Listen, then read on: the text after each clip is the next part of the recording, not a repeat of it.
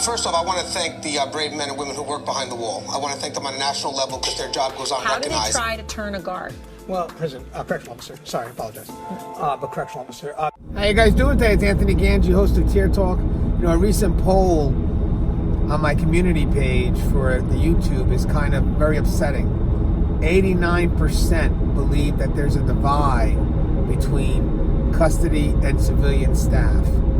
And I think we have to do what we can now to fix that divide. When we come back, I want to discuss why I think that divide exists and what we can do to rise above it. We can be pioneers. Remember, corrections is evolving, and this is a direction that we must take. I mean, to see at that board, 89% believe that there's a divide between custody and civilian, knowing that we have the same mission. That's the scary thing, and that we're divided. Our strength will come in our connection with each other. Give us more numbers. When we come back from our sponsor, I'm going to discuss what I think we need to do to strengthen our connection. All right, guys, so if you haven't, the show Tier Talks for you, brave men and women that work in corrections, so please subscribe, interact, engage, comment, hit that bell. The bell's going to notify you every time I post a video. I stand by for our sponsor. I wanted to attend a university that had an intelligence program. I wanted to look at problems different. I wanted to increase my critical thinking abilities. AMU offered those avenues to expand.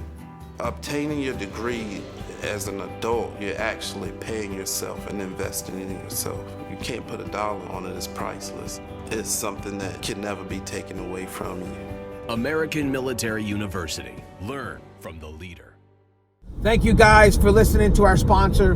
You know, this is a topic we covered multiple times before, but I want to cover it again because when you see a poll that talks about a divide and 89% believe that there is a divide, there's something wrong here, and there's something that we have to address immediately. Right off the bat, we have to admit that corrections is not an isolated mission. You got to get the job done. The only way you can get the job done is by working together with the different departments, custody working with civilians, and just trying to meet the needs of what's required to meet the goal of the agency.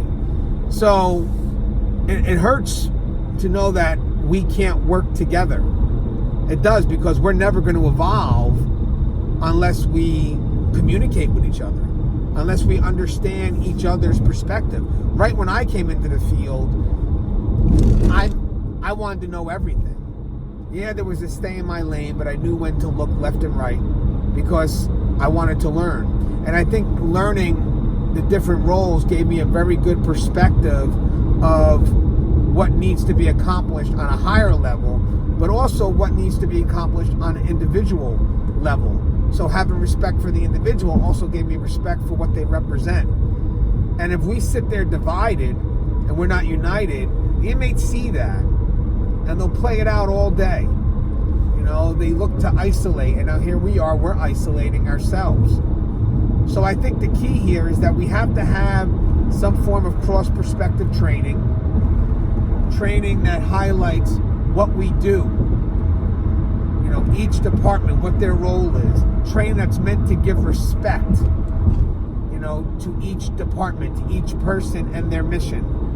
If we don't have that training that really showcases an understanding of what each person is responsible for, we're not ready to evolve into that next level. And as mentioned, guys, the evolution of corrections is going to be the balance of safety and security and rehabilitation. Now, how do we do that without communicating with each other?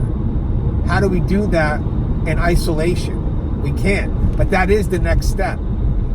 The next step is for both parties to sit down at the table and really discuss what's needed and how we both can make that approach together. And it really is all about understanding. So if you guys get a chance, I mean, this is your chance to pioneer something. This is your chance to kind of be a part of this change that's going to happen. It's going to happen. So we could be a part of this. We could be a part of something great. So if you get a chance, sit down with a civilian. If you're a civilian, sit down with custody. Get to learn what they do. You know, build a respect for the individual, and I promise you, you'll build a respect for what it is that they're supposed to do.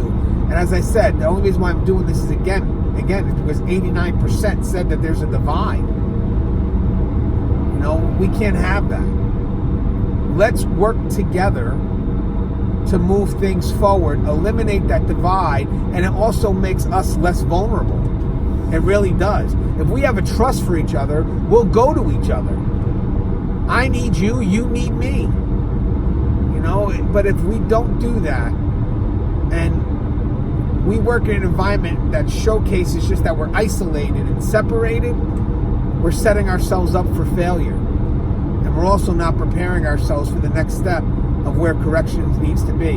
Some of the best facilities I've worked at are facilities that showcase the partnership between civilians and custody.